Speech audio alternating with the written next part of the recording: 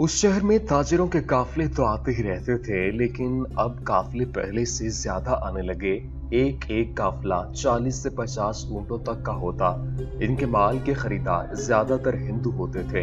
हर काफिले के साथ आदमी ज्यादा होते थे।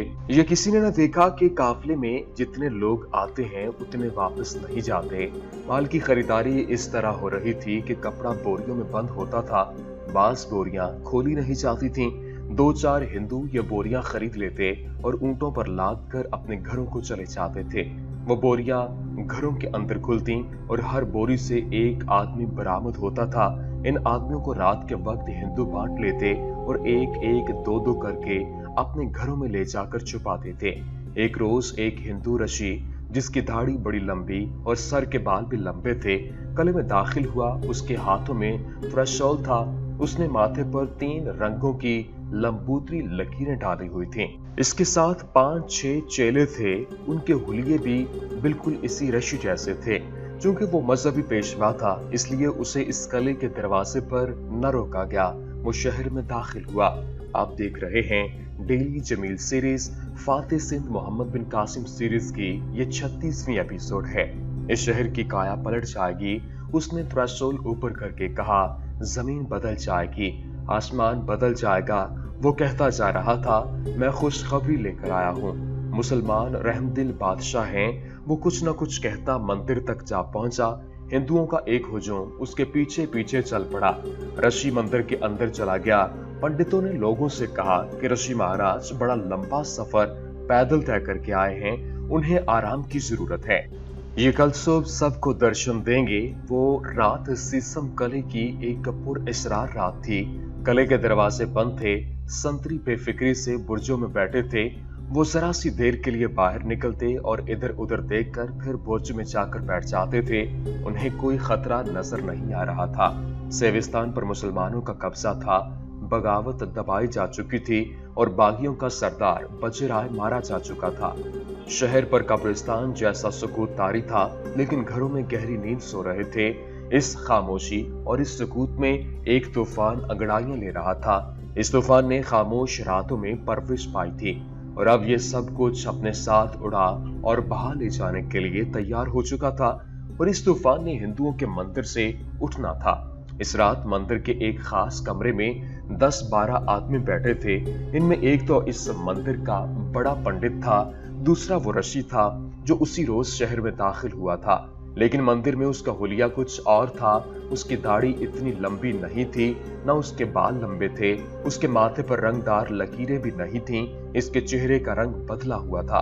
वो ऋषि नहीं था, किसी पहलू से मजहबी पेशवा नहीं था। वो सेविस्तान के एक हिस्से का हाकिम चंद्रराम हाला था और इसके साथ 5 आदमी थे जो शहर में इसके साथ इसके चेलों के बहरूप में दाखिल हुए थे। ये सेविस्तान के ठाकुर थे जो चंद्रराम हाला के साथ एक बहुत बड़ी साजिश की तकमील के लिए आए थे। शाम गहरी होते ही 1-2 हिंदू करके मंदिर में आना शुरू हो गए। इनकी तादाद 40-50 के दरमियान थी और ये राजा दाहिर की फौज के मुंतखब जंगजू थे। ये सब ताजिरों के काफिलों के साथ ताजिरों के मुलाजिम, मुहाफिज और शुतरबान बनकर आए थे और यही रह गए थे।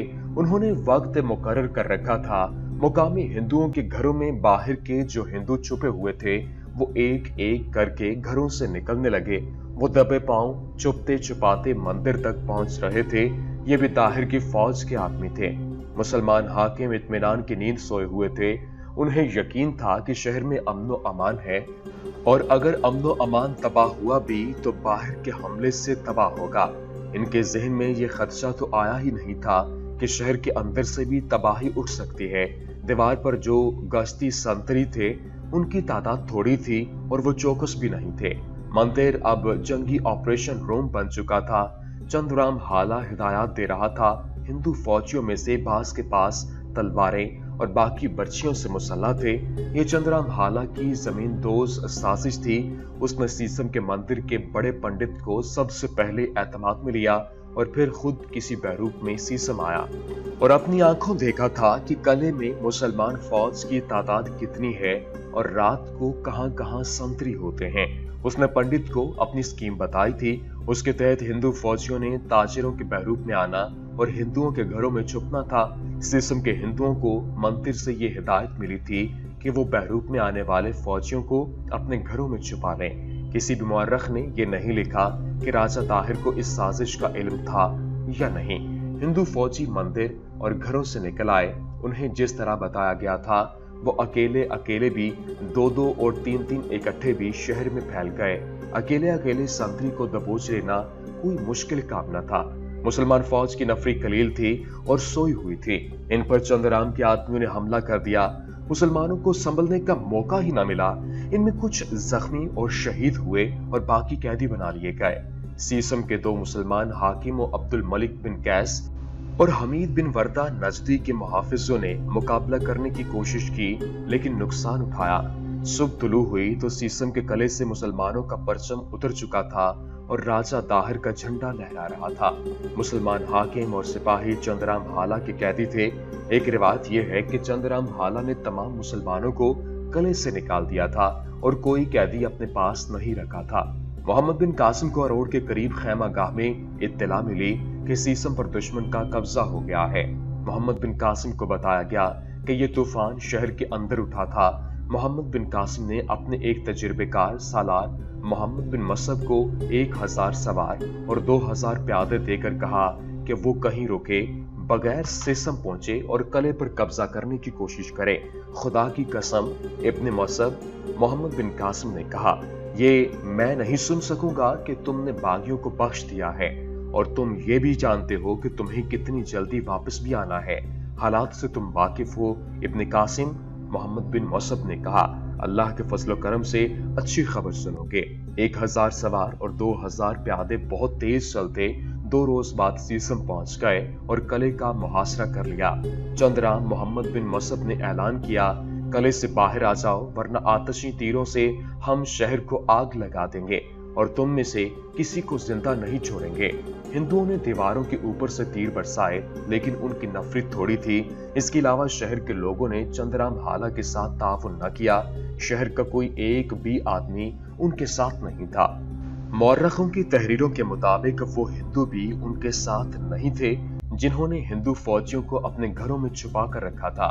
मुख्तलिफ मौर्रखों के हवाले से चचनामा फारसी में तफसील से लिखा है कि सीसम के सरकर्ता बुद्धों ने चंद्रराम को घेर लिया। शहर के दूसरे लोग, जिनमें कुछ हिंदू भी थे, बाहर आ गए।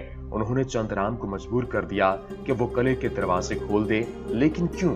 चंद्रराम ने पूछा, क्या तुम अपने मुल्क पर एक गैर कौम का कब्जा पसंद करते हो? शहर के लोगों को शोरो गौगा इतना ज्यादा बढ़ा कि चंद्रराम हाला मजबूर और बेबस हो गया। उसके पास फौजी नफरत थोड़ी थी। उसने सीसम के पंडितों पर भरोसा किया था। उसे तवक्को ये थी कि शहर के तमाम लोग मुसलमानों के खिलाफ उठ खड़े होंगे और वो मुसलमानों को गैर मुल्की हमला आवर समझकर उनके खिलाफ हो जाएंगे और वो ये भी समझते होंगे कि यह हमला उनके मुल्क पर ही नहीं बल्कि मजहब पर भी है। लेकिन लोग कुछ और सोच रहे थे। वो मुसलमानों को अपना निजात दहिंदा समझ रहे थे। मुसलमानों ने उन्हें अमन और अदलो इंसाफ दिया था, बेकार और फौज में जबरी भर्ती ममनू करार दे दी थी। मुसलमानों की इन असरात का सबसे बड़ा सबूत ये था कि सिंध के चन्ना कौम के बेशतर तादाद ने इस्लाम कबूल कर लिया था। आज का तवील तरीन आदमी आलम चन्ना इसी कौम से ताल्लुक रखता है। सीसम के लोग ऐसे जोश में आए कि चंद्रराम हाला को यह खतरा नजर आने लगा कि लोग इसे और इसके आदमियों को, जिन्होंने धोखे से कले पर कब्जा किया था, कत्ल कर देंगे। लोगों ने आगे बढ़कर कले का दरवाजा खोल दिया। मोहम्मद बिन मसब अपने सवार और प्यादा दस्तों के साथ शहर में दाखिल हो गया। सिंध की तारीख लिखने वाले तकरीबन तमाम मौर्रखों ने लिखा है कि शहर के सरकर्दा अफराद ने आगे बढ़कर मोहम्मद बिन मसब का इस्तकबाल किया और माजरत भी पेश की कि चंद्रराम हाला धोखे से कले पर काबिज हो गया था। मोहम्मद बिन मसब ने हुक्म दिया कि चंद्रराम हाला को पेश किया जाए। लोगों ने देखा कि चंद्रराम गायब था। उसकी तलाश शुरू हुई तो किसी ने बताया कि वो मंदिर में छुपा हुआ है। उसे मंदिर से पकड़ा गया। उसके फौजियों को, जो बेस बदलकर वक्तन फवक्तन शहर में दाखिल हुए थे, पकड़ लिए गए। वो इन हिंदुओं के घरों में छुपने की कोशिश कर रहे थे जिन्होंने उन्हें पहले घर में छुपा रखा था। अब कोई हिंदू उन्हें अपने घर में दाखिल नहीं होने दे रहा था। वो इस जुर्म की सजा से डरते थे। कुछ देर बाद सीसम के एक वसी मैदान में इस्लामी फौज के इन चंद एक शहीदों की लाशें इकट्ठी रखी हुई थीं, जिन्हें चंद्रराम हाला के आदमियों ने शहीद किया था। एक तरफ चंद्रराम हाला बड़े मंदिर के 4-5 पंडित और इनके पीछे वो तमाम फौजी खड़े थे जिन्होंने इन मुजाहिदीन को कत्ल किया और किले पर कब्जा किया था। चंद्रराम हाला के फौजियों से तफसीली बयानात लेकर मालूम कर लिया गया था कि ये धोखा किस तरह अमल में आया था। मोहम्मद बिन मसअब अपने कमानदारों के साथ घोड़े पर सवार था और ये घोड़े लाशों के करीब खड़े थे। वहां से जरा पीछे हटकर शहर के लोगों का हुजूम तमाशाइयों के गोल दायरे की तरह खड़ा था। मकानों की छतों पर औरतों का हुजूम था। इतने बड़े हुजूम पर खामोशी तारी थी। हर कोई दम बखुद था। ये मौत का सुकूत था। सब जानते थे कि मौत अपना खेल खेलने वाली है। मुजरिमों की गर्दनें उड़ने वाली थीं। वो पंडित जो देवताओं की एलची बने हुए थे, मुजरिमों की तरह सर झुकाए खड़े थे। मोहम्मद बिन मसअब ने एक मकामी आदमी को साथ ले रखा था जो सिंधी और अरबी जुबान रवानी से बोल और समझ सकता था। शहर के लोगों, मोहम्मद बिन मसअब ने कहा और तर्जुमान साथ साथ बुलंद आवाज में बोलता गया, इन लोगों का जुर्म तुम्हारे सामने है। हम फाते हैं। हम चाहें तो इंतकाम में इन मुजरिमों के साथ उन तमाम हिंदुओं के बच्चे से बूढ़े तक को कत्ल कर दें जिन्होंने इन मुजरिमों को अपने घरों में पनाह दी थी। लेकिन हम जिस्मों को नहीं, दिलों को फदा किया करते हैं। इन मुजरिमों ने जिन्हें कत्ल किया है उनकी लाशें तुम्हारे सामने पड़ी हैं। खुदा की कसम, मेरी तलवार न्याम में तड़प रही है कि मैं अपने मकतूलीन के खून का इंतकाम इस पूरे शहर से क्यों नहीं लेता। लेकिन जिस तरह तुम लोगों ने हमारे लिए किले के दरवाजे खोले हैं और जिस मोहब्बत से हमारा इस्तकबाल किया है, मैं उसका सिला जरूर दूंगा। मैं चंद्रराम हाला, इसके ठाकुरों और इसके फौजियों को, फिर शहर के उन तमाम अफराद को जिन्होंने इन्हें पनाह दी, अपने उन आदमियों के कत्ल के जुर्म में कत्ल करना मुनासिब फैसला समझता हूँ। मोहम्मद बिन मसअब ने ये अल्फाज मुंह से निकाले ही थे कि लोगों के हुजूम की खामोशी टूट गई। हर कोई कुछ ना कुछ कह रहा था। छतों पर जो औरतें खड़ी थीं, उनमें से कई औरतों ने बाजू ऊपर करके ऊंची आवाज में रोना शुरू कर दिया। ये वो औरतें जिनके घरों में चंद्रराम हाला ने अपने आदमियों को छुपाया था। जो फैसला होना चाहिए था वो मैंने सुना दिया है, लेकिन मैं शहर के लोगों को यह सलाह देता हूं कि तुम फैसला करो कि इन कातिलों और धोखाबाजों के साथ क्या सलूक हो। मोहम्मद बिन मसअब कह रहा था, मैं चंद्रराम हाला, इसके ठाकुरों और मंदिर के बड़े पंडित की जान बख्शी नहीं करूंगा। बाकी जो है उनका फैसला तुम करो। शहर के 2-3 सरकर्दा आदमी मोहम्मद बिन मसअब के सामने आकर खड़े हो गए। ऐ सालारे अरब, एक आदमी ने कहा, हम आपके मशकूर हैं कि आपने फैसला हमारे हाथों में दिया है।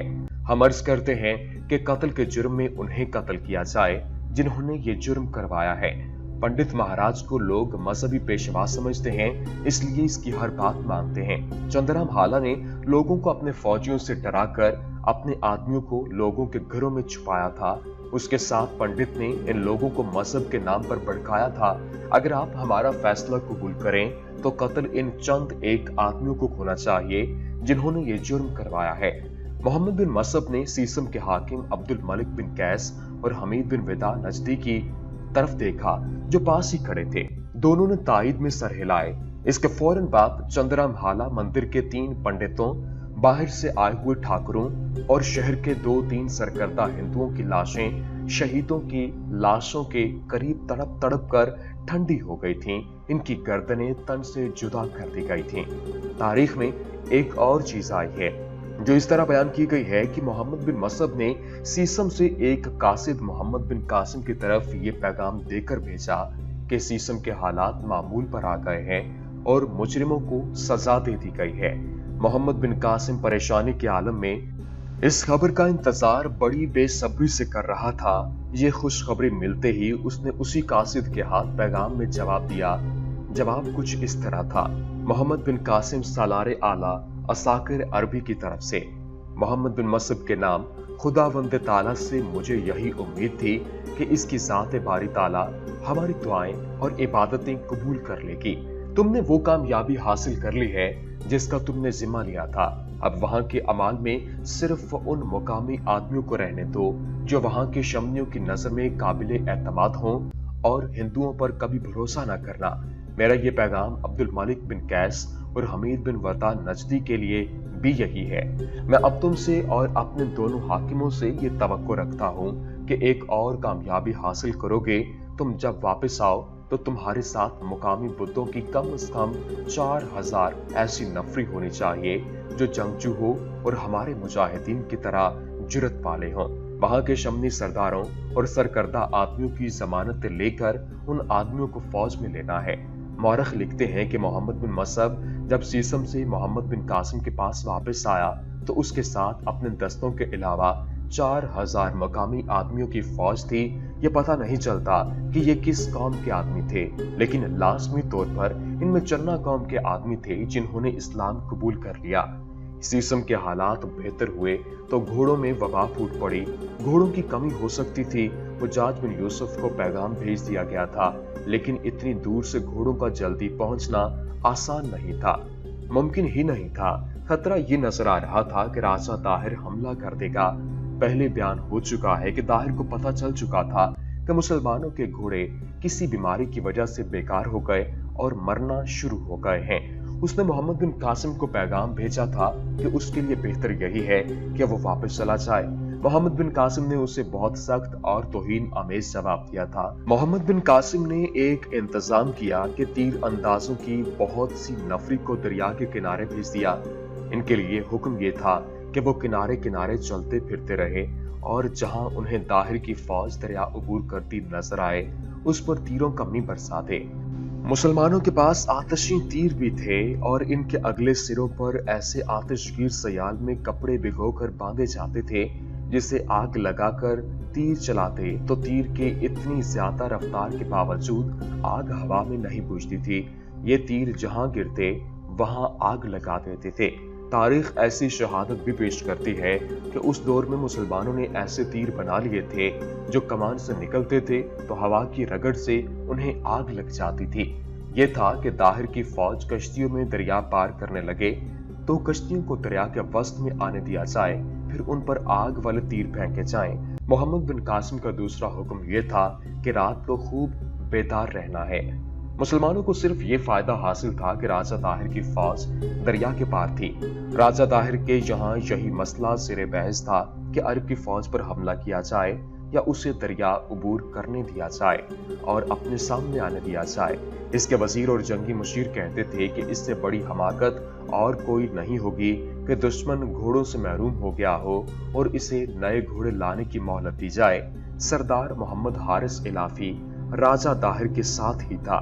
ताहिर ने उसे कुछ दिन पहले बुलाकर कहा था कि वो मोहम्मद बिन कासिम की फौज के खिलाफ उसकी मदद करे और अपने 500 अरबों को जिन्हें ताहिर ने पनाह दे रखी थी उसे एक दस्ते की सूरत में उसकी फौज में शामिल कर दिया जाए। सरदार इलाफी ने इनकार कर दिया था। उसने कहा था कि मुसलमान होकर वो मुसलमानों के खिलाफ तलवार नहीं उठाएगा। राजा ताहिर ने उसे अपने एहसानात जताए थे, लेकिन इलाफी नहीं माना था। क्या तुम इतना भी नहीं कर सकते कि हमारे साथ रहो? राजा ताहिर ने उसे कहा था, हमें कोई मशवरा ही दे दिया करो। हाँ, इलाफी ने कहा था, मैं ये कर सकता हूँ। इस तरह बागी अरबों का सरदार मोहम्मद हारिस इलाफी राजा ताहिर के साथ था। फातिह सिंध मोहम्मद बिन कासिम सीरीज का सिलसिला जारी है। इससे आगे क्या हुआ वो आपको अगली एपिसोड में बताएंगे। उम्मीद करते हैं कि आपको हमारी ये वीडियो पसंद आई होगी। वीडियो पसंद आने की सूरत में लाइक कीजिए, शेयर कीजिए और हमारे चैनल को सब्सक्राइब करना मत भूलिएगा। वमा अलैना इल्लल बलागुल मुबीन।